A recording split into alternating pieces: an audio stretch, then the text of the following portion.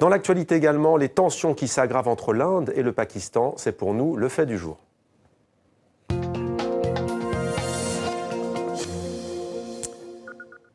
L'armée pakistanaise dit avoir abattu 2 avions militaires indiens au lendemain du bombardement par l'aviation indienne d'un camp djihadiste sur le territoire pakistanais. Islamabad a aussitôt fermé son espace aérien et propose des négociations avec New Delhi.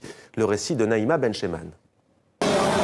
Des débris incandescents qui s'écrasent au sol, ce sont les restes d'un des 2 avions indiens que le Pakistan affirme avoir abattus au Cachemire, cette frontière qu'il se dispute avec l'Inde depuis plus de 70 ans.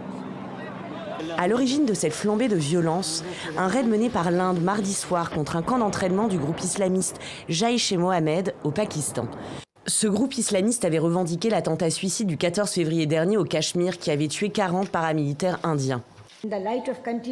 Étant donné le refus permanent du Pakistan de reconnaître et d'agir contre les groupes terroristes sur son territoire et sur la base d'une information fiable selon laquelle le Jaïch-e-Mohammed préparait d'autres attaques en Inde, le gouvernement indien a décidé de mener une action préventive. Conséquence directe de cet acte jugé intempestif, le Pakistan a abattu 2 avions indiens et fermé son espace aérien jusqu'à nouvel ordre.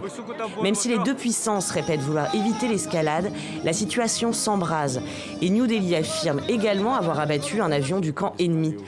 Le Premier ministre pakistanais Imran Khan a fait part de son inquiétude quant à la suite des événements, appelant officiellement New Delhi à la table des négociations. J'ai une question pour le gouvernement indien. Pouvons-nous nous permettre le moindre mauvais calcul avec le genre d'armes que vous avez et que nous avons? Nous devons nous demander où cette escalade peut nous mener. C'est la raison pour laquelle j'invite à nouveau l'Inde au dialogue avec nous. Les 2 puissances possèdent l'arme nucléaire, comme le sous-entend Imran Khan. Et l'escalade militaire de ces derniers jours inquiète la communauté internationale. La Chine et les États-Unis en appellent unanimement au calme et à la retenue. Même son de cloche du côté de l'Union européenne.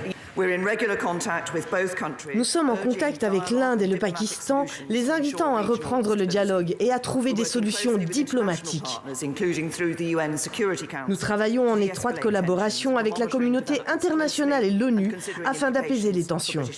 Depuis le démantèlement de l'empire colonial britannique en 1947, les 2 frères ennemis de l'Asie du Sud-Est se sont livrés 3 guerres, dont 2 au sujet du Cachemire.